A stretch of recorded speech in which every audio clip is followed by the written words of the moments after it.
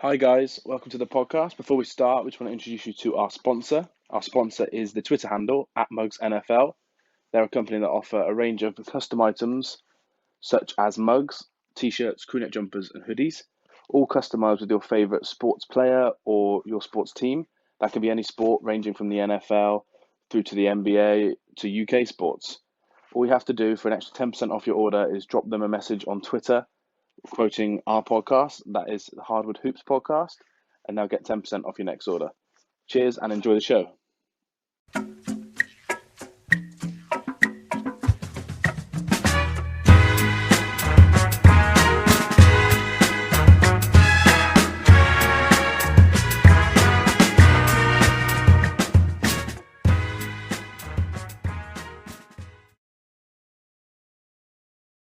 Hello and welcome back to the Hardwood Hoops podcast. This is episode 36 and it is our draft recap with CJ Marchesani. CJ, how you doing? Not too bad. How are you? Yeah, I'm good, thank you. We were just talking off air about how late the draft is UK time, but I'm glad I stayed up for it. It was maybe not as many trades as we thought, but it was still enjoyable. Yeah, it's my favorite night of the year. It's like Christmas. I love it. Yeah, I think I asked you before the draft how many top 10 picks might get traded, and you said 3. I think I said 4, and then we have none. Yeah, we should have expected that. In this weird draft year and COVID and everything crazy that's happening, of course, the one draft we think every pick is going to get traded. Nobody moves anywhere. Yeah, I was set on Cleveland Warriors or Charlotte making a move, and the fact that none of them did shock me. But then I kind of thought, with the way this off-season's going, it's just typical that everything we thought didn't happen. Apart from the fact the top 3 was kind of the consensus top 3, which we should have known probably 5 months ago. But I think that the length of the draft kind of meant people were almost second-guessing themselves a little bit. Yeah, I agree. I saw you maybe made some money off of that too. Yeah, I did. Yeah, I had 1, 2, 3, and then I had 1, 2, 3, 4 as well. I picked Nice. Denny at 4, and then Williams at 4 as well. Did one of each. Yeah, But I think worked out over pretty here, well. yeah, I think over here the bookies kind of knew what was happening because Williams was 10-1 to be 4, which is good odds. And then about an hour before the draft, he dropped nearly by half. So I think that there's some sort of intel that must have been going on. But yeah, our other draft guest, James Plowright, who came on the episode after you, he did 8 for 8 on his bets. So we got 8 out of 8 right. So kind of showed what a chalk draft it was a little bit in the first round. Yeah, I think, yeah, we'll talk about it as we go through it, but I think the first 8 or 9 picks were pretty much the bet that you would take there. Yeah, I was a little bit shocked on Denny, but when we get to that, we'll discuss him. You're a Sixers fan, so I can't not ask you about your draft day trade. You did 2, but one of them is going to come up later. But the main one was you finally got rid of Al Horford's contract. How do you feel? We did. I threw a little party here at home. We've talked about this a bunch. I'm not a big Al Horford guy. I didn't like him in Boston. I never thought he was very good. I didn't like him when he came to Philly, and that's over. And it wasn't as expensive as I thought it was going to be. A lightly protected 2025 first, which is a little bit nerve-wracking just because it's so far out and who knows what'll happen. But for a team that is built to compete right now, that's a price I'm willing to pay. On top of, I think we sent number 34 in this draft too. And we brought back Danny Green and Terrence Ferguson too, who are both rotation guys. I liked it. Yeah, Danny Green adds more shooting as well, which even though he had a bit of a down playoff year for him, even though he's still a champion, he still does the 3-and-D role that we've spoken about before that you guys need. You don't need more people to kind of plug up the paint. You want more people to be able to just to shoot and then to defend. And I think you've got the look of a really good defensive team again. I know you were good last year defensively, but I think it's only going to improve now. Yeah. I think that any team that is built on the bedrocks of Joel Embiid and Ben Simmons is going to have really high defensive potential. And Danny Green, he's lost a step or two, but he's a good defender. Some of the picks we made, I'm sure we'll talk about later. I think, like you said, I think the defense will be a top 5 to 7 defense in the league this year, and hopefully the offense will improve. Yeah, and you can never bank on injuries, but if you look at the age of Joel and Ben, I don't think the 2025 pick would be something that you'd be worried about giving up if injuries allow that. So we never know how it's going to go so far away, but in terms of their age profile, I'd like to think both would still be on the team. And if they're on the team, it's not going to be a good pick. So overall, I think to get rid of Horford, it's a plus. That's a bad contract, sir. Yeah, and I mean, I don't mind it from the Thunder point of view either. If you're going to take a lottery swing on a dysfunctional team, I mean, what are the chances the Sixers fall apart by 2025 based on everything else that's happened in Philadelphia over the past 3 years? I mean, there's a chance. Yeah, I don't there's a mind it for them. chance. Yeah. Yeah, and OKC I think picked up another two picks as well on the draft night. They tried to trade Oubre as well to get another pick, which would have been 19 first round picks in 6 years, I think. So Presti's just getting whatever he can, no matter what pick you offer him. He seems to be keen to take them all. Yeah, he's having a blast. He's doing what I do when I play 2K on the franchise and just trading every player on the roster for pick, which when you don't have a star, I guess it's the way to go. Yeah, 2024, 2025, it'll just be Pelicans and Thunder picking back to back for the lottery. Maybe scouting sixth graders. Yeah, probably. Yeah. Cool. So let's move into our draft grades then. We're going to go one by one, go through every pick just in the first round, and I'll ask you for your grade and then kind of see where mine matches up. Sure. So the first pick, no surprise really, Anthony Edwards to the Timberwolves. We thought there was a chance they might trade out or Charlotte might trade up, but like we said, that wasn't the case. What grade did you give for this pick? Sure. So I think as far as the trade goes, I think it was pretty clear by the rest of the top 8 or 9 that there weren't really trades to be had. If they were there, the teams would have taken them. Anthony Edwards was always the best fit for the Wolves at 1. I'm going B plus just because, look, I mean, they have the first overall pick. They took he's not my top guy, but he's a top guy. It's not particularly inspiring draft, so it's not a particularly inspiring grade, but I think they'd be happy with the B plus pick here in Anthony Edwards. Yeah, I struggled a little bit. I think I put A minus just because I think I really don't think Wiseman fits with them, and I don't think LaMelo Ball fits at all with Russell. So I think they're both better than Edwards, but I just think the fit is a little bit better. So I'm with an A minus, so not too far away. They were still listening to offers, but clearly nothing kind of was enough for them to trade out that one. And they made some moves later in the draft as well. We'll talk about that kind of strengthened their team again. Number 2, Golden State Warriors. There was a rumor in the day that they were trying to trade with Chicago Bulls for the 4 and Wendell Carter. I thought that was going to be a great trade and they were going to pull the trigger on it. Apparently, they didn't agree and they went up and picked James Wiseman, who I'm very glad they picked. No surprise I did A for this grade. What was your grade for this one? Yeah, I figured we might be a little bit further apart on this one. The rumored Bulls trade would have been a home run for them. I don't think the Bulls would have done that. I like Wendell Carter Jr. quite a bit. I'm sure they do too. I don't think they would want to part with that. I think that might have been a bit of the Warriors trying to drum up some trade interest. But as far as the Wiseman pick goes, I have a C. You know I don't like Wiseman. I don't think he in the first 3 or 4 years he's in the league closes playoff games. I just don't think he has the movement skills and the ability to defend ISOs and pick and rolls that a team like, especially the Warriors, who maybe now who knows what happened with Clay. Hopefully he's okay. He had some sort of Achilles, ankle, something injury yesterday. But it just feels like even if you couldn't get a trade, you just need to pick somebody there that is going to help your team win a championship. And I don't think Wiseman's that guy in the first 3 or 4 years in the league. Yeah, I do think that if I could choose, I think that the trade for 4 would have been better. We don't know who they took it for, whether it was a Denny or Williams or maybe a Halliburton. But I think they would have got more assets that can help them win now.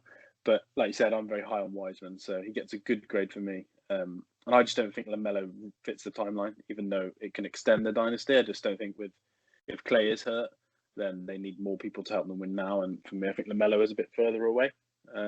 I agree. I think Melo was a bit of a pipe dream on my end too. I don't think I would have loved either pick there. They were in sort of a weird spot. I'm really surprised that they didn't find a trade down here, even if it was just for something small and a better fit later in the draft. Yeah, I was shocked that there wasn't some sort of trade exception, Marquise Chris, Looney, number 2, and something else for some like Aaron Gordon style player. I thought that's what we were going to get about an hour before the draft, but clearly not. Leads on to a bit more LaMelo Ball chat then. So the Hornets picked him at 3. The top 3 were kind of what we said we're going to be. For this grade, I put an A. I do like LaMelo Ball, and I think that he was the best fit for the Hornets. I think Wiseman would have fit as well, but when you're a team that needs that much talent, I like building around someone who can be your lead guard. So yeah, I gave that one an A as well. Yeah, LaMelo got an A+ for me. I had him as far and away the best player on the board at the start of the draft. I think he's going to be a guy. I see a path to him being a top 15 player in the league. And they got, in my opinion, the best player in the draft at 3. So that's an A+ for me. And I actually think we might look back at this in a couple of years unfavorably on the Wolves and Warriors for letting them slip to 3. Yeah, I think Michael Jordan given the seal of approval the day before the draft. That was the rumors. I think that kind of nailed the pick, wasn't it? That if LaMelo was going to be there was no way they were going to pick someone like an Okongwu when they can go for that upside. So I think it was Yeah. a I was clever actually trade. really, yeah, I was happy he ended up with the Hornets too, because the Wolves have D'Lo and Cat, and the Warriors are going to have a lot of expectations. And I feel like the Hornets are the best place for him to develop for a couple years and really work on his game, work on his craft without the pressure that comes with the Warriors or the, I don't know, drama that comes with the Wolves. So I think the Hornets were a great landing spot for him. A+. Yeah, I think the only way that the only team that he fits, sorry, in the top 5 for me was the Hornets. I don't think he fits the Bulls playing next to Levine. I didn't think that the Cavs were ever going to get another guard. So for me, the only thing I thought was maybe like a Knicks could trade up, but then once again, the pressure's huge. Whereas in Charlotte, he can kind of just grow into the player that maybe he can be in 2 seasons' time. So yeah, a good pick for the Hornets. I'm sure the fans are absolutely buzzing with that one. Number 4, then the Bulls. This was supposed to be between Denny and Patrick Williams. They decided to go for Patrick Williams. I gave this a B. I do slightly find it hard to grade it higher than a B or a B minus because he didn't even start for his college team.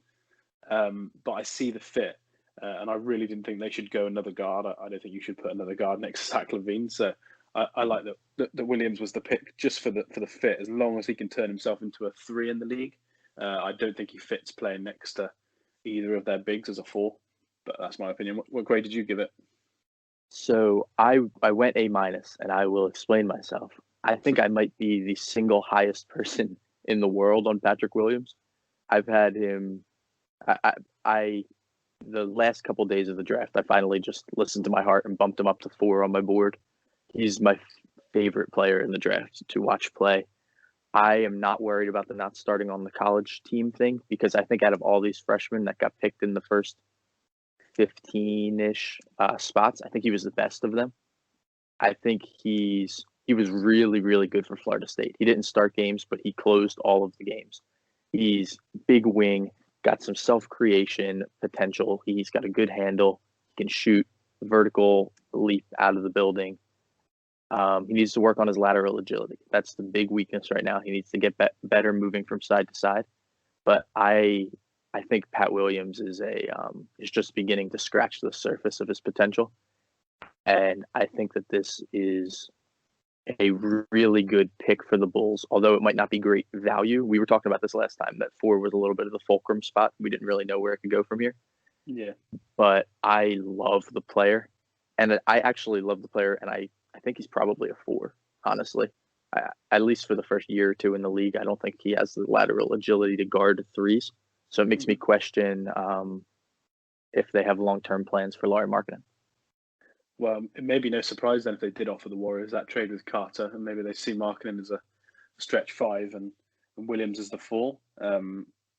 That could be why that trade was kind of rumored. Because I agree with you. I think for now he's more of a 4. That's why he didn't get the A for me because I just don't see him playing enough. But if he can turn himself into a 3, like you said, with that lateral quickness, then for me he'll be one of their star players in a few years' time. So I still think it was a good pick. At 5, the Cleveland Cavaliers were trying to trade the pick. They couldn't trade the pick. They ended up picking Isaac Okoro from Auburn. What grade did you have for this one? Yeah, I have an A here. I actually think most of the first half of the lottery did pretty good. Isaac Okoro was the best fit for the Cavs. I'm glad they stayed away from Obi Toppin. They have a bunch of young guards that like to score, and Isaac Okoro is pretty much the opposite. He is a defensive first wing, gritty, great kid, more than just a defender. He can pass, cut, slash, do pretty much anything you could ever want a basketball player to do on the court except for shoot the basketball, which I know is a very important part. But on that young team, he's a great, great connector piece. And if he ever figures out the shot, he he will definitely live up to the top 5 selection. Yeah, for me, I put B minus for this one. I really like him, but I don't like the fit for him personally. I think they're so bad defensively that he's going to have to guard the best player on the team they play every night. And for me, as a rookie, that puts a lot of pressure on you. And like you said, the shot is the main worry. And their guards didn't prove last year they can shoot that well either. So I wanted them to have a little bit more shooting. There's a couple of players we're going to talk about later that I thought they might try and get a 5. But overall, I think apart from the shooting side of things, for the team, it's an absolute perfect fit. Minus that, I just think for him, he probably wanted to fall a little bit more, maybe to a team where he can kind of be involved a bit more than what he'll have to be at Cleveland, because those guards are so ball dominant that I think he's going to be standing in the corner and defending a lot. But I like the player, and I think his potential is huge. And he'll be one of the best defenders, I think, to come out of this draft for sure. Yeah, I agree. So at number 6, then Atlanta Hawks. This one actually surprised me with the fact they've got Clint Capella. So the Hawks selected a Okongwu from USC. This is my one of the lowest grade I think so far. I gave this a C, and it's not because I don't like the player; it's because I don't really like the fit behind Capella, who's probably going to play all the time, and John Collins. We're not sure what they're going to do with him. I don't think Okongwu really fits this team as much. I think he's going to be spending a lot of time staring at Trae Young and hoping for dump offs whenever he plays. But yeah, I went with C. What did you go for this one? We are on the same page. I went for C+, pretty much exactly what you said. I love Onyeka Okongwu, great player. A little bit of a Bam light. He is a great defender, which the Hawks need at a not that valuable position. I'm never really a fan of drafting centers early anyway, just because you can get replacement level centers so cheap in the league. And yeah, like you said, it's a weird fit with Capella there. He's probably not going to play much his rookie year. Capella's not a long-term building piece, so maybe they're just looking for the future, which wouldn't be a bad move for the Hawks. But I thought there were maybe some wings on the board, defensive-minded wings on the board that might make sense as a connector pieces with Cam Reddish to try to complement Trae a little bit more than this does. Yeah, I think if Okoro was there, I think he would probably have been the pick, would be my guess. But with him off the board, maybe they went with their second option. But yeah, we've heard a lot of rumours that the Hawks wanted to kind of win now, to keep Trae Young around, keep the superstar happy. And I think, like you said, that he's not going to play loads of minutes in loads of crunch time for this team in his first year, and I'm not sure he helps them to win now. So a bit of a strange fit for me. I agree. I think the sell for Onyeka Okongwu is you can play him at the 5. He's a little bit undersized, but he defends the rim, all of that stuff. I don't think he's a 4. I don't think you want to play him with another big. And he seems a little bit redundant with John Collins, and I don't think you can play him next to Capella. So great player, weird fit. Yeah, I agree. So number 7 then, the Detroit Pistons. We spoke about this before. They were very focused on as much talent as possible. They selected Killian Hayes. And for me, I think this is a really, really good pick. They needed talent, and that's something that Hayes has got. He's very, very well rounded. And I think it's just a bit of a more riskier pick maybe for Troy Weaver in his first. I think this is his first draft. So I give this a grade A for me. It's one of my favorite picks in the top 10. Again, I'm right there with you. This pick got my second A+. Killian Hayes was second on my board. Pistons got him at 7. Like we were talking about in the last one, the Pistons need to be acquiring high-end talent. They need to be taking shots at guys that they think could maybe be all-stars because they don't have that kind of player on the team. And Killian is that kind of guy. He is fit for a pro-style offense. He's already a proficient pick-and-roll player, great handle,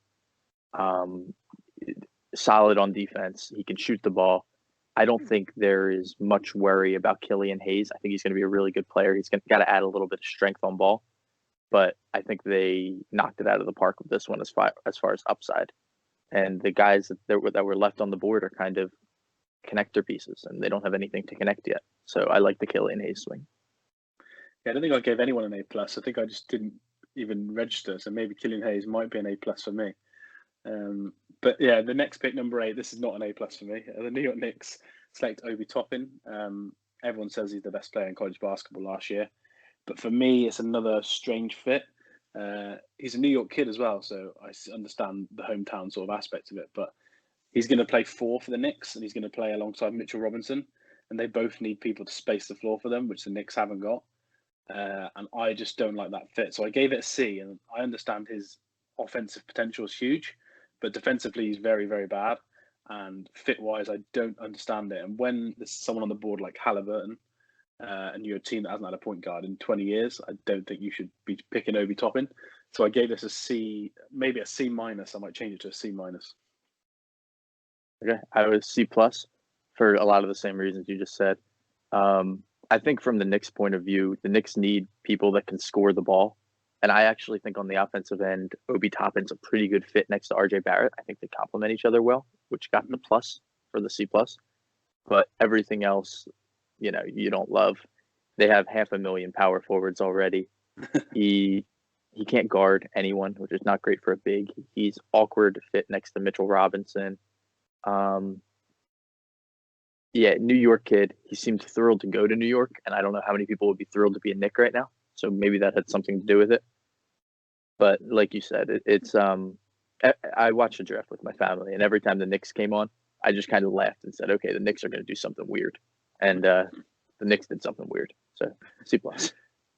Yeah, I think they're going to be very bad defensively, depending on what they do. And I'm not sure that he's going to be the ideal fit for Tibbs. I saw an interview where he blamed some of his defensive issues on the fact that he wasn't trying as hard at college.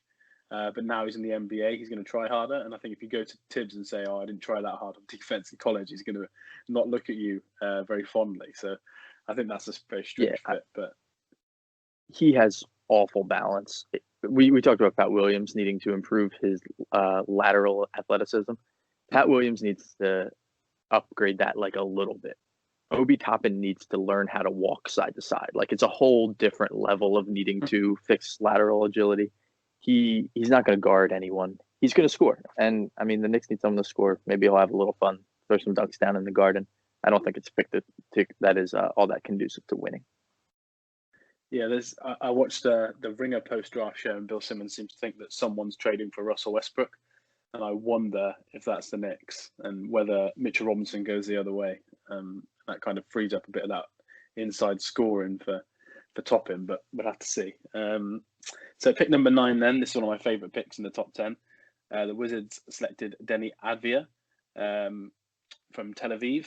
For me, I love Denny. I thought he was going to go at number 4, if I'm honest, to the Bulls.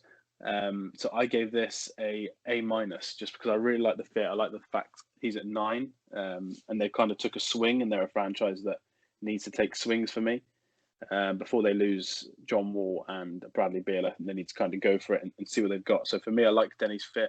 And if they sign Davis Bertans as well, I think they could have quite a good starting 5 for the Eastern Conference. So yeah, a minus for me. So we differ here for the first time in a while. I went C plus. Mostly, it sounds like I just don't like Denny as much as you do. I think he's a perfect 5th starter. I'm not really sure he's anything more than that. And I think on a Wizards team that, they have John Wall and they have Bradley Beal, but Wall's a little bit past his prime. They don't have much else going on besides that. I feel like maybe a higher upside swing or I think it's just I'm not very enthused by Denny. He doesn't do much well. He doesn't do much poorly, but he's not great at anything. And shooting's a worry, isn't it? Yeah, shooting's a worry, which isn't a big deal next to Bradley Beal, but Denny, C plus. Cool. Let's move on to number 10. This is another one that surprised me. Jalen Smith from Maryland went to the Phoenix Suns. What grade did you give this pick? This pick got a D from me, and it has nothing to do with Jalen Smith because I love Jalen Smith. I was actually higher on him than I think a lot of people were. He ended up in the 20s on my board. But the Phoenix Suns had a chance to add a Devin Vassell or a Halliburton or Kira Lewis next to Booker behind Chris Paul and really add to their core. And instead, they drafted a backup center to DeAndre Ayton. I mean, I don't think you ever want them playing together. He's going to max out at 10 minutes a game, be insurance behind Ayton. And that's just, in my opinion, really terrible use of an asset. It doesn't have as much to do with the player, who I actually think is going to be pretty good, as much as you have the 10th pick and you have people on the board that could really improve your young core. And I think it's just weird asset use there. Yeah, I put D as well. This was one of the first ones I kind of thought might be an F, just because, again, not the player. He's very good outside shooter for someone of his size. And I think I had him ranked at 21 on my board. So not a million So you miles were away high on from, him too. yeah, not a million miles away from 10, but still far enough back that it doesn't really make sense. And there was a lot of talk, especially over here in the UK, because we've got quite a large Suns fan base over here. When they traded for Chris Paul, they were very excited. And the fact they could keep the 10 pick was almost this big bonus that they could add another player for their rotation. And for me, they picked someone, like you said, who's not going to play more than 10, 15 minutes unless Aiton's injured. And it's just a strange fit. Even a wing for me, if you don't go for that guard role behind Chris Paul, I think even a wing that can shoot and doesn't really want to be involved as a ball handler, I think that helps more than this pick. So for me, it's a bit of a weird fit. So I gave it a D as well. Yeah, now we talked about it a little bit. Sorry, we talked about it a little bit with Onyeka at 6. I don't like picking centers early, and that like goes tenfold too. I don't like picking backup centers early. It didn't make any sense. Yeah, well, he's the third. If you think about a top 10 draft in the modern day NBA and 3 centers go in the top 10, that's a strange fit when you look at how the league plays now. So yeah, I'm not sure. In terms of over here as well, there was a bet going around, and Jalen Smith's odds were under 20. So people kind of really didn't see him going under 20. Under 20, and then for him to go at 10, that was a big shock. It's probably the biggest shock over here on draft Twitter, I'd say. But yeah, let's move on to number 11 then, San Antonio Spurs. As always, a good player force to them, one of my favourite players. Devin Vassell from Florida State. I gave this an A+. I gave it an A, but now you've given pluses out. I had to give this an A+. I think he's a perfect fit for the organisation. I love him on both ends of the floor. I think he's the player that I thought the Cavs might take instead of Okoro. So for me, to get him at 11 when I had him at 6 on my board, I just think that's a really, really good pick. So yeah, A+ for me. Yeah, I had A-. I agree with everything that you just said. I love Vassell. I think he's really good. I had him higher on my board than 11, so a great value. Spurs don't really have any stars, which is the only thing that kept it from a plus or an A. But this kind of fell in the same Anthony Edwards range for me as just like they made the right pick. It got to 11. Devin Vassell was still there. You had no choice. It's a great pick. Devin Vassell's a great player, great kid, and he's going to a great landing spot in San Antonio.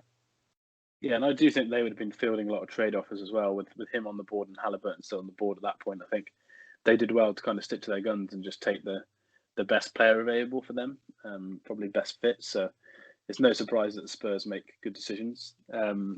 So let's move on to number 12 then. The Kings, who don't normally make good decisions, they did this time. Tyrese Halliburton from Iowa State. He's a player that I just thought the Knicks have to take at 8.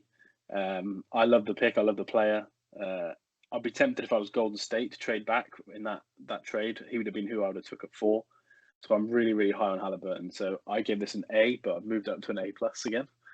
I just love the fit, and I know they've already got a guard, but they're 2 guards that play very differently, and they can definitely play. He can definitely play off ball like he did in his first year at Iowa State. So I like the pick. What about you? Yeah, I am an A too, and I think you just alluded to why. I think that Halliburton is the perfect player to play next to De'Aaron Fox. He defends well off ball, good helper, good cutter. And my worry about Halliburton going into this is I didn't really think he was that primary point guard kind of guy. He doesn't have all of the pick and roll self creation chops that I want out of my primary. But to go next to De'Aaron Fox at Sacramento and get to be that secondary connector piece, I think they hit this out of the park. And I think it's a good sign for Kings fans who haven't had very many good signs lately to see their team make the right pick. Yeah, and the fact that they also didn't lose Bogdanovic, apparently. We found out an hour before the draft. I just think it was a good day for the Kings, and Halliburton maybe was taken to replace him. So I think the conspiracy theory there for the Kings is that they're probably going to end up losing Bogdanovic anyway. I think that sign and trade with Milwaukee was a little bit preemptive to the league rules, and some people threw up their hands a little bit. And I have a feeling that once restricted free agency starts, he will be going somewhere else, and you may see him go back to Milwaukee. Yeah, they've said that they're letting him explore other sign and trade offers. That seems to be the way they want to go, which makes sense, not losing an asset. But we'll have to see what they get back for him, and maybe it won't be a guard now they've taken. Next, we have the Pelicans, team with loads of future draft picks as well. They went with Kira Lewis, a guard from Alabama that a lot of people I know are high on. Some people thought he'd go a lot higher than this. What grade did you give this pick? Yeah, Kyra got my third straight A something. He got an A minus. I think it makes a lot of sense for the Pelicans. They're young and upsidey right now, so they took a young, upsidey point guard. They just lost Drew Holiday. It's a good fit. Kyra Lewis is a sophomore out of Alabama, but he didn't play his senior year in high school. He reclassified. So he is actually freshman age, and he is very, very, very fast, lightning fast. Shoots the ball. I had a little bit of worry about him being a primary at the next level. Like we've talked about a lot of guys in this draft, but playing next to Zion and Brandon Ingram is a great fit for him because he won't have to shoulder all of the load, and his speed and Zion's power and leaping ability is going to create some fun transition play in New Orleans while they're waiting for their talent to catch up to their potential. Yeah, I think Zion, Jackson Hayes, Lonzo Ball, and Lewis Jr. on the break is going to be very exciting. They're going to be definitely a league pass team, I think, for a lot of neutral fans. For sure. Cool, let's go on to pick 14 then. The Boston Celtics, who again were a team that were trying to trade. A lot of rumours they went to trade all their picks to move up. They offered these picks apparently for Drew Holiday. Couldn't get a deal done, so they picked Aaron Naismith from Vanderbilt. I was very unsure on this grade. I read a lot about him. He's one of the players I didn't study as much. I knew he was a good shooter, but I hadn't seen enough tape of him, so I watched some tape this morning. I gave it a B minus after seeing that, just because of the way he can shoot off movement and off spot ups, which is something they kind of need. But I just thought there was other players maybe better available for their fit for me. So I gave it a B. What about you? Yeah, I gave it a C, and I'm a Sixers fan, so I judge my Celtics moves over how they make me feel when they immediately happen. And they announced Naismith, and I kind of felt a little bit of relief. So the C. I don't think he is a very well-rounded player. I think he's more just a shooter at this point. He's a good shooter, off movement, for sure. But he shot a high percentage on threes over a small sample of games against non-conference teams in college this year, and then he got hurt. So we didn't see him play very much difficult competition, and it's hard to trust that. Like he shot, I don't remember what the exact number was off the top of my head, but he shot a very high percentage from three over a couple games in college. And while that's great, you'd rather him shoot a high percentage than a low percentage. I'm not as confident in everybody else that he is the best shooter in the draft. I think, like you said, I think this was a bit of a reach, and as a Sixers fan, I was pretty happy about it. Yeah, I think I had him in the 20s, just from consensus mocks and stuff. But yeah, he sat 26. Sorry, he sat 26 on my board. So Celtics got him here at 14. I don't love. Yeah, it's a reach. Yeah, and there's a foot injury as well, which we know can kind of, if they're not dealt with properly, they can really nag on them into your NBA career, especially with the shorter off season from this point. So yeah, a strange fit, but they needed shooting. I agree with that, but I think he's a bit of a reach. Let's go on to number 15 then, Orlando Magic. They picked Cole Anthony from North Carolina. I wasn't quite sure how to grade this pick because I was really high on him a year ago. I really like the upside, but I just never trust how the Magic develop their players, and I don't like the fit next to Fultz. So I went with a C plus more for fit reasons, but I'd understand if you'd grade higher based on his upside. But yeah, what grade did you give? And I did grade higher. I gave this one an A, partially just for value. I had Cole, and a lot of people didn't. This is definitely not where he fell at consensus, but I had Cole 5 on my board. I am a big believer in the pre-college sample, and he was a top 3 pick based on the pre-college sample. I'm not going to knock him as much as everybody else for the injury. He had a rough time this last year, and he played on a really bad UNC team that provided no spacing. I actually do like the fit next to Fultz. I think that as a guard tandem, Cole can take care of a lot of the pick and roll stuff that maybe Markelle can't right now. And Markelle covers a lot of his defensive deficiencies with that long wingspan. They're both fast.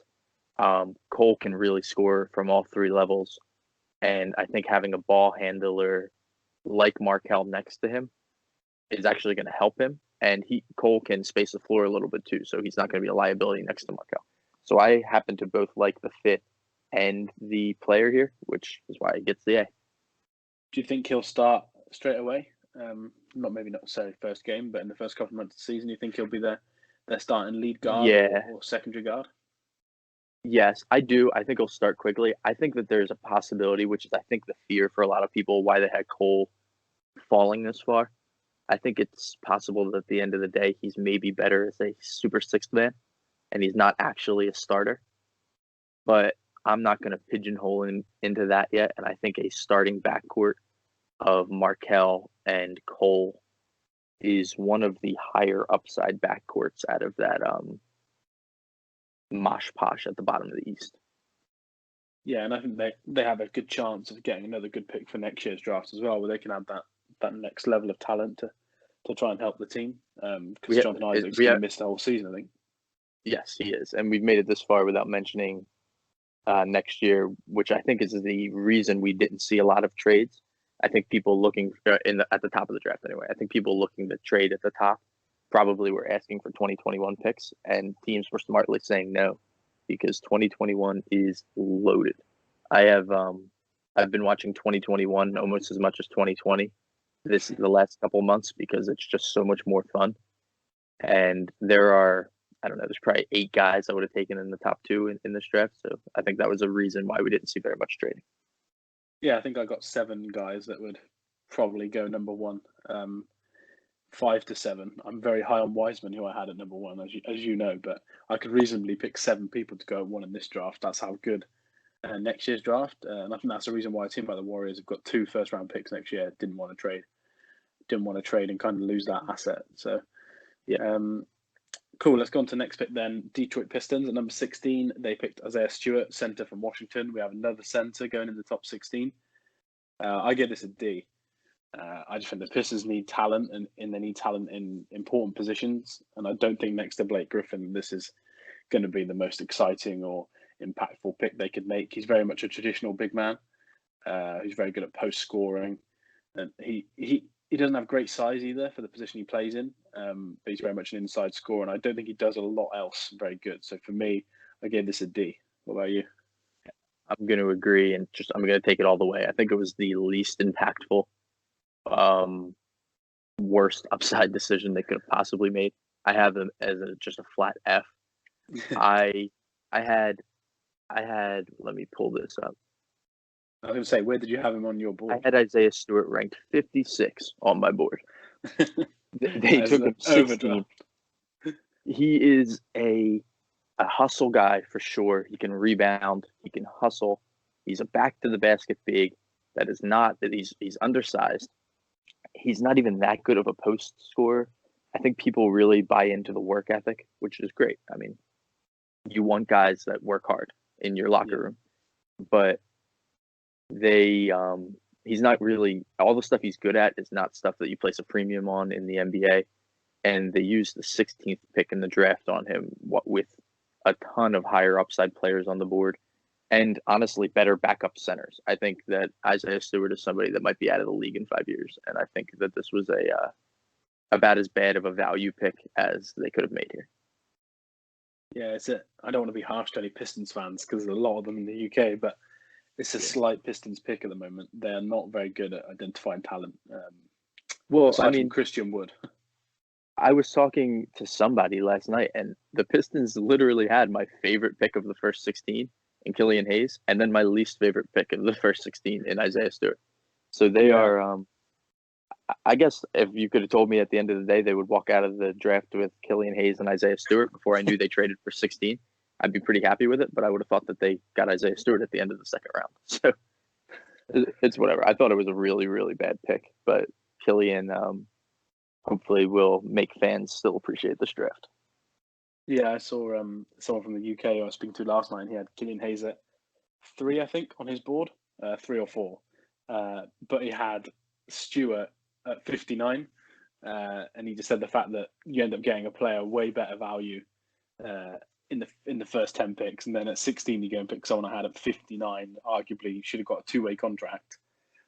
He just said it was a very typical Pistons pick, which I'd have to agree with. So 17, OKC, they traded for another first-round pick.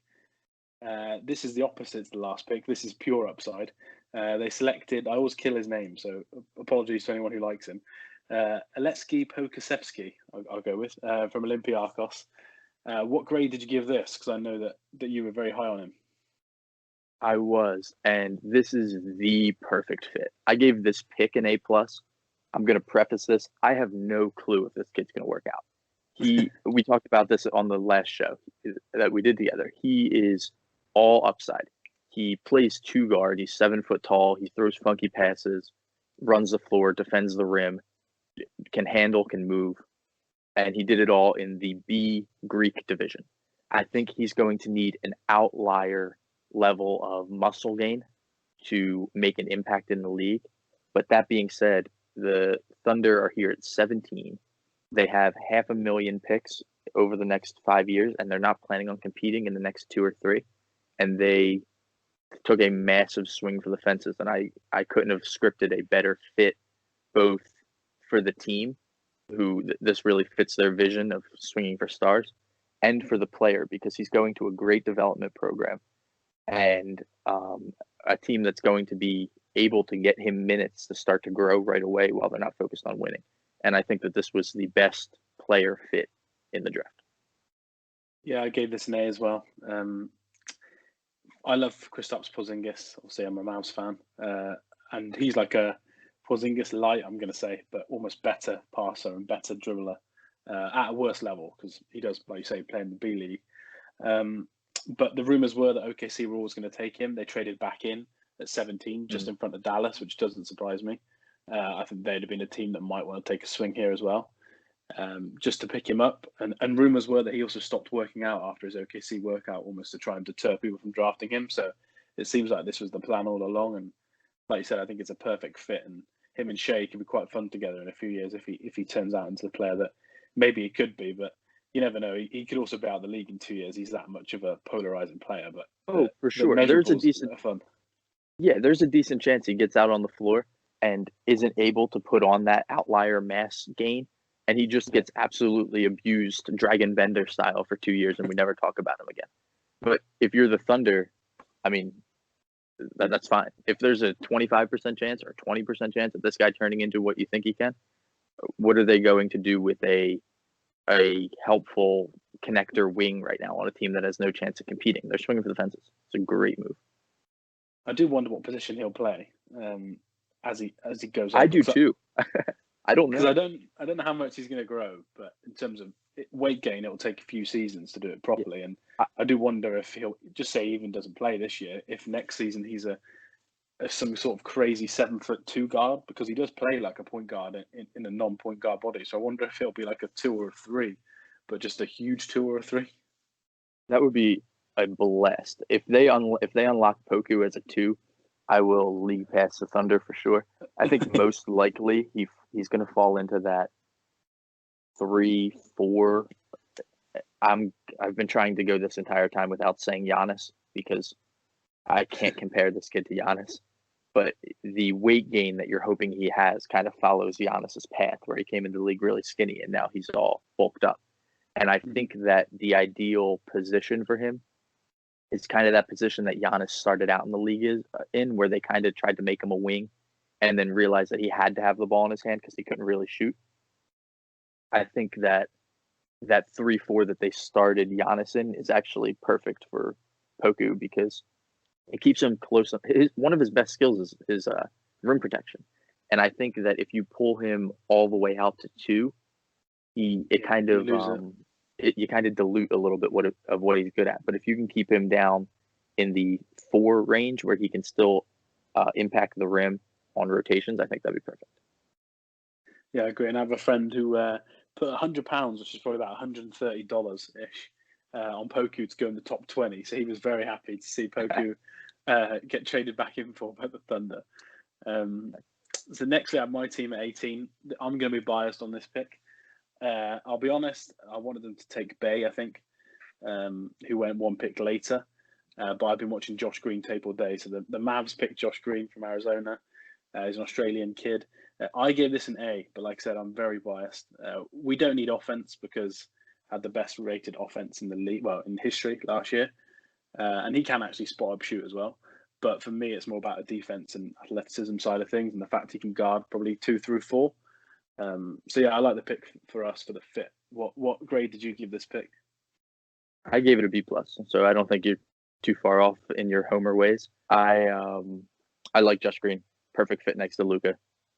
Like you said, you don't really need any more offense, and I know we're going to talk about that Mavs Sixers trade a little bit later, but I thought they hit it out of the park with that as well. I thought the Mavs had a great night, and it started with Josh Green.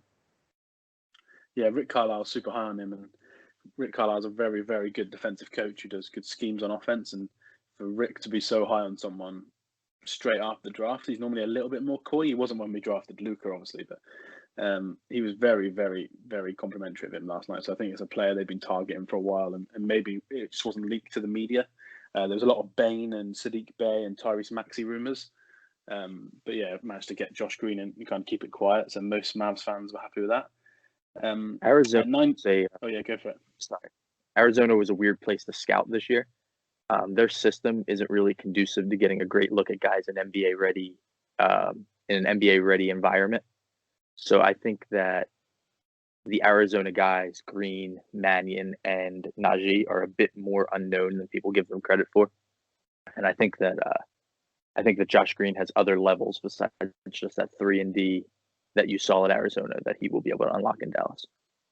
Yeah, a lot of scouts think he can handle the ball a little bit more than what we think. But the coach, I don't know who it is, but they said that the coach at Arizona State isn't conducive to kind of letting that happen. He likes to run a very guard dominant offense. But yeah, it doesn't surprise me to say that. I've heard a lot of people say that about the way that he played in college, and there's another level, which is exciting. So let's go on to 19. This is a player I thought we were going to take, Sadiq Bey from Villanova. This was originally your team's pick, I think, and then it went to the Nets, and then the Pistons ended up getting it. What grade did you give this pick? So I gave this a C plus. I am lower on Sadiq Bey. I don't blame the people that are higher on him. I don't love his movement skills, and I think he maybe doesn't have as much of the D part of the 3-and-D role that you're hoping he fits as you would like. He's got a little bit of a handle, but overall I'm lower on him.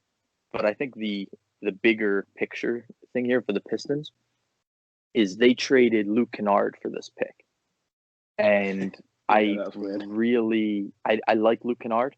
I think Bey is probably a better fit next to Killian, which is why they did it. But if you really wanted Sadiq Bey next to Killian, you had a pick at 16 that you used on a backup center. And you could have just taken Sadiq Bey at 16 and kept Killian Hayes and kept all three. And I think that would have made much more sense for the Pistons than what they ended up doing on draft night. So C plus. I don't mind the player fit, but the loss of Kennard holds down the grade a little bit, and I'm still holding the Isaiah Stewart pick against them 4 picks later. Yeah, I went with B minus. Villanova players very rarely bust, but they're not very often stars at the next level. So I kind of couldn't really give it any higher than that. I didn't want to give it any lower because I understand that it's a little bit of a need for them. But yeah, when you think that they did take a backup center earlier, when you look at it like that, I agree that it's not the most intelligent pick. We're going to talk about winners and losers later, but I think the Pistons and Knicks made a lot of moves that don't quite make sense, where they could have just picked players where they already were. But yeah, we'll talk about that later. So it's a B minus for me. Then on to the 20th pick. This isn't a B minus for me. I like this pick. Miami Heat picked Precious Achiuwa from Memphis. He's a forward / center. I think when Wiseman went out, he kind of shifted a bit more to center, if I'm right. What grade did you give this pick? I gave this pick a C plus, and it's a little bit confusing for me because I really was high on Precious Achiuwa. I think that he was a little bit too much of a wing in college, and his best position is center.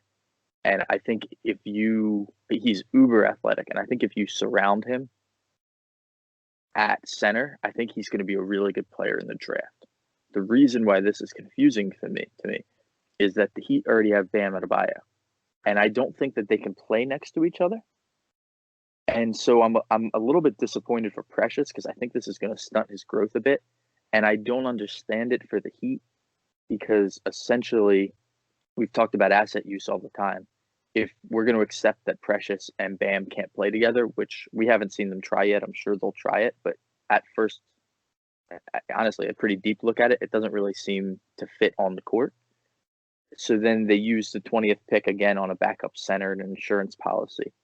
And kind of like the Suns pick of Jalen Smith at 10, I really like the player, but the fit confuses me.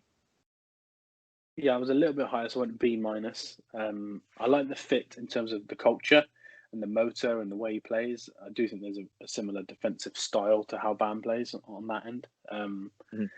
I'm not. I don't know if they're going to be able to play together. I saw once again. I saw the Ringers post draft show, and Kevin O'Connor was a little bit more bullish than some of the others on how they can play together and start one of the four, start one of the five at times. I'm not sure how it's going to look. So, but as an individual player, I like him, but I couldn't go any higher, like you said, just because of the fit. And a lot of people compared him to Bam with certain aspects of his game. So I find that quite funny that they've kind of picked a player similar to what they've got when there's other options. Maybe I think they could have done with that come up a little bit later in the draft. But yeah, let's go on to number 21 then. This is your team, Philadelphia 76ers. You take Tyrese Maxey from Kentucky, something that I think that Leon Rose and the Knicks were very annoyed that you took him where you did. Let's get your grade on this one first. I'm going to be nice and calm about this Tyrese Maxey move. I'm going to give it an A minus. I don't want to go crazy. I was lower on Maxey than a lot of smart people whose opinions I value. He's 6 feet tall. He shoots a line drive of a ball. But he shot good from the line, which is a good indicator for future 3-point shooting. And I think if you clean up the shot, he is the ideal fit next to Ben Simmons. He can defend point guards. He can get to the rim. He's got a little bit of a wiggle. He can handle the ball next to Ben, which is great. I think the only thing keeping this from a higher than an A minus grade is the 29% from three. And that coupled with the line drive shot, and he's a little bit short, which makes it difficult to get that shot off against NBA length. But if he figures out the shot and he has enough spacing on the floor to provide space for Joe and Ben, I think it's a great pick for Philly. Yeah, I gave this one a B plus. I'm struggling between an A minus and a B plus, especially we'll talk about the trade later. But you added shooting in Seth Curry, which made this move look even better, I think. But I agree. I think he shot something like 84% from the free throw line, which is a good indicator that that shot can develop from deep in the NBA. He doesn't kind of show the signs of not being willing to shoot, which some guards do. And I like the fit next to Ben, like you said. I think that he can kind of complement him well. It doesn't have to be the primary ball handler, but when you need him to handle the ball, he can do it. So I do like the pick. And what we were talking about earlier about the team being one of the better defensive teams in the league, I think this is the perfect pick for Doc Rivers and kind of the system he'll play. I think it's very good defensively. I wonder how good he'll be and how much he'll play. Do you think he'll be in the starting lineup, or do you think it'll be more of a 6-7 man rotation? Yeah, I don't think he'll start. I think, and it's hard to say because I haven't seen much of Doc with these guys yet. When Brett Brown was the coach, he used to pair a bench player with one with Ben, one with Joel, or a starter. Like whenever Joe was on the court, JJ Redick was on the court. And whenever Ben was on the court, Al Horford was on the court. So it was that kind of thing. And I think that Maxey is the kind of guy that would fit great with Ben. And I think his minutes should be paired with Ben, but not necessarily as a starter. Yeah, I'm just excited to see how good he is on that defensive end. And I think that him and Ben Simmons are going to be very fun together. I don't think opposing guards are going to get much joy in crunch time if Maxey ends up kind of not starting games, but finishing games against the best teams. So yeah, I think that's a fun pick. Let's go to number 22 then, Denver Nuggets. This was another trade, I think, from the Houston Rockets. They chose Zeke Naji, who's another person from Arizona that you were speaking about earlier. I give this a C+. Again, I wasn't sure on the fit. I know that Jokic isn't a true center in terms of who likes to guard on the other end. He likes to stay away from that. He can get torched a little bit in the post, which you'd think maybe Naji would help with. But I'm just not quite sure that this was the best pick available for a team that are in win now mode. But what did you think about this pick? Yeah, I also thought it was weird. I'm not going to go too deep into it because I feel like I've beaten this drum to death, but starting center, backup center. I mean, Zeke Najee, 22 pick. I trust the Nuggets front office and the development team, so I'm not going to grade it too low. I had it at a C, but I think that, I mean, ideally Najee's never playing with Jokic, so 22nd pick in the draft, max at 10, 12 minutes a game. Same story we've heard from all these other centers. Mm-hmm. Where was he on your board? A lot lower down, I assume. Yeah, mostly honestly, just for the same reason I've been saying. I don't really value centers very high. Yeah, Um, that makes sense, especially in modern day NBA. yeah, I had him at 41, so not a Yeah, first it's a round reach. pick. Yeah. Okay. Cool. Let's go on to 23 then. The Minnesota Timberwolves. This was the Knicks pick at one point. I think they even made the pick, and the trade came out after they made it. And when they made it, I was very excited for them. Speaking about a team again earlier that doesn't have a true point guard, doesn't have a playmaker. For me, with the ball in his hand as much as you'd like. This is Leonardo Bolmaro, who plays for FC Barcelona, and me as a Real Madrid basketball fan, I see Barcelona play quite a lot, and I was really excited by him. I had him quite high on my board. I had him a little bit higher than this as well, and I wouldn't have been upset if the Mavs would have picked him earlier. I know it wouldn't have been the best fit necessarily, but I like him that much as a player. So I think the Timberwolves have got a good player here. He's kind of compared to Rubio a little bit.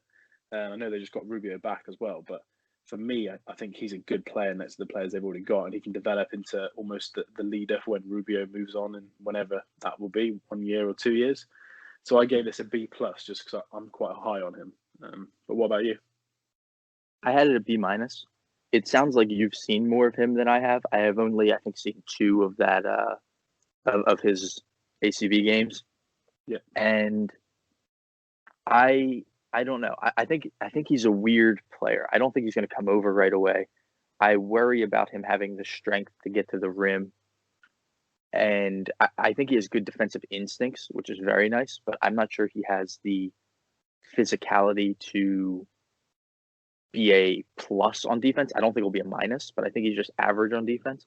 And if I'm the Timberwolves and my picks or my stars so far are Karl Anthony Towns, D'Angelo Russell, and Anthony Edwards, I think I would be aiming towards guys that I thought could contribute on the defensive end. So I will ask you, I guess, how do you grade his defense? Do you think he will be able to guard at this level? I think he will against bigger guards. I think he'll struggle against those De'Aaron Fox type guards. There's even a chance they could try and move him into a 3, to be honest.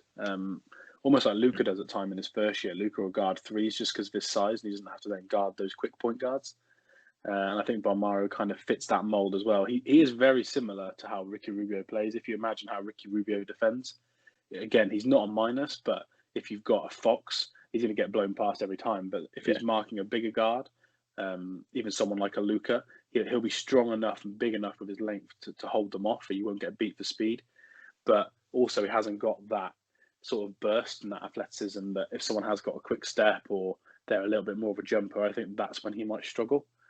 So it'll be a little bit of a fit, but he's not a bad defender. I like his length for the position, but again, I think he needs to get stronger in an NBA strength and conditioning program to kind of go to that next level and maybe be a top 6, 7, 8 rotation player for me. Mm-hmm. Okay. But you won't see many players that play as similar to Ricky Rubio. If they ever play on the court together, it'll be quite hilarious because it's like that Spider-Man meme. That's how much I think he likes Ricky Rubio. I don't like to compare players too much, but that's one that I kind of can't ignore, really. Cool. But yeah, let's move on to the Nuggets then at 24. This pick originally was the Bucks as well, and after everything's happened now, I'm sure they wish they could pick here, but the Nuggets got the pick and they selected RJ Hampton, who came from New Zealand Breakers in the Australian League. A lot of people were very, very high on him. What was your opinion? What grade did you give the pick? Yeah, I gave it an A minus. This is the stereotypical Nuggets trade. I think, again, like we talked about with the Pistons, they probably should have just taken Hampton at 22 and then not worried about having to trade back in for the backup center. But I gave it an A minus. They love to swing for upside.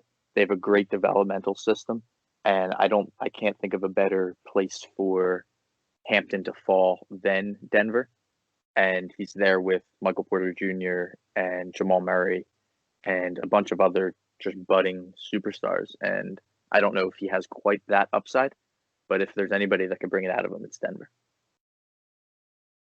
Yeah, I agree. I gave the pick an A. It's quite funny now that there's been 2 backup centers chosen, then two or three picks later, the team's actually selected almost a player that should have gone earlier in the draft.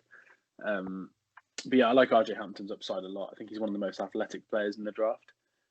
There's a little bit of a worry about his playmaking, and obviously the shot is a little bit of a worry, and he needs to improve that jumper for me to be the next level. But I think the Nuggets have made a good pick here. I really like the upside, and like you said, I think him and Michael Porter Jr. as your future stars behind the 2 main guys you've already got there. I think that's very, very high upside. And I just think it's a clever pick from a clever organisation. They're not like a Spurs, obviously, but I think that they're very clever at making the right decisions. They don't make a lot of mistakes. And I think RJ Hampton's a very, very good pick for so far in the draft. So yeah, I gave it an A. I agree. I wonder if he'll play, to be honest. I think he's got a chance, depending on who they trade. And if they make a deal and kind of lose some of their depth on the bench, I think he's got a chance to play big minutes they're deep. I'm not sure how much he'll see the floor year one. They're really deep, but I'm not necessarily sure that's a bad thing because he needs some time to add some strength and mature a little bit. And that's why I think part of the reason why I think Denver is a great fit, because it's not somewhere like, I don't know, the Bulls or the Kings where he'd be pushed into minutes right away. They're gonna bring him along at his own speed. Yeah, and I would just add that some people are a bit harsh on his kind of New Zealand tape.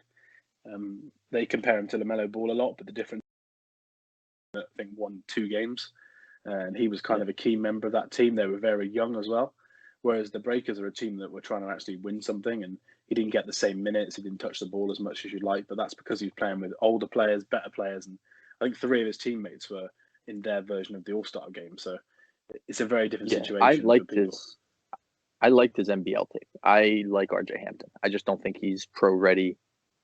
Or NBA ready year one, just like he wasn't really pro ready his first year in the NBL. He needs a little bit more time to mature and add strength, but I like the foundation. Cool. Let's go on to 25 then. This is the pick I was talking about earlier, where the Knicks were just trading around all over the place. They ended up at 25 and they picked, I think I'm going to say this name right, you can correct me if it's wrong. I think it's just pronounced Emmanuel Quickly, guard from Kentucky, that Kentucky sort of tape that the franchise loved with Leon Rose and World Wide West there. Everyone thought they'd go Maxey if he was available, but you guys took him, so they went with Quickly, who I had very much a second round grade on. What grade did you give the pick? I gave the pick a B-, and the reason I wasn't as low on it is because I like Quickly. I had Quickly at 35, which is obviously a bit of a reach here, but I think higher than consensus would be. He can shoot. I think that there's a chance that Quickly is the guy that takes that Kentucky bump that we're always talking about, where, you know, Hero and Booker, they were underdrafted and then they ended up being like star level guys. And I'm not sure Quickly will be a star level guy, but I think him, not Maxey, was the one that was the most out of position in Kentucky. He can shoot the lights out of the ball. He's got excellent floater touch, which is just always a great sign for feel of the game. He really is great in that floater range. I think the question is, will he be able to hang on defense? But in New York, where they have all of these plotters that can't really shoot, Quickly's a great fit. Yeah, he's very, very good shooter from the line as well. So I think for a team that needs shooting, he's there. But I'll use the same argument, similar to your centre argument, really. My same argument is I think they need a lead ball handler and a point guard for the next 10 years. I don't think he's that guy. I think he could be a good combo guard. I don't want to tarnish him with like a Wayne Ellington brush, but I think he can be a player that shoots that well in the NBA. But I'm just not sure about his ability as a lead ball handler for a team that, for me, really needs it. And I do wonder with a team of Toppin, Knox, Robinson, Quickly, and RJ Barrett, how badly they're going to do on defense. But we'll have to see. I think John Calipari is a good guy for developing talent, and he's done that before, like you said, in Kentucky. So maybe it'll turn out better than I thought. But I know a lot of people wanted Bain there for them, which doesn't surprise me. But unfortunately for them, they went with the guard. So yeah, I went with C+ for that pick. Let's go on to Boston Celtics then. We can get your 76ers Celtics meter for this pick. Peyton Pritchard from Oregon. I'll start with this one. I gave this a grade C. He's a very, very good shooter, and he's very typical kind of Celtics pick, someone who's a steady player, low with a higher floor than a lot of people, but maybe a lower ceiling. I'm just not as high because they've already drafted a shooter earlier in the draft, and I think there's other positions of need that they had, and they seem to take guard after guard. And I think Danny Ainge almost just drafted himself here, so I wasn't quite as high on this pick. But what about you? Yeah, when this popped across the screen, I told you my measurement. I actually laughed out loud. I gave this a flat F, my second F of the board. Where was he on your board? Yeah, I was just pulling that up just so you know where I'm at. I have Peyton Pritchard 69 on my board. Yeah, he was in the early 50s for me. So yeah, I think he's a backup point guard at his absolute ceiling. He can shoot the ball. He's ridiculously redundant on top of their two guys from last year, Carson Edwards and Tremont Waters. I didn't think it made any sense. I think even if you wanted to take a backup point guard, which didn't fit here, Trey Jones was still on the board. Cash Winston hadn't been taken yet. Malachi Flynn, Grant Riller, like he was like the 10th best point guard on the board, let alone player. Flat F. Felt fine about it as a Sixers fan. Yeah, I was going to say you're very happy about it as a Sixers fan. Can you hear it in my voice?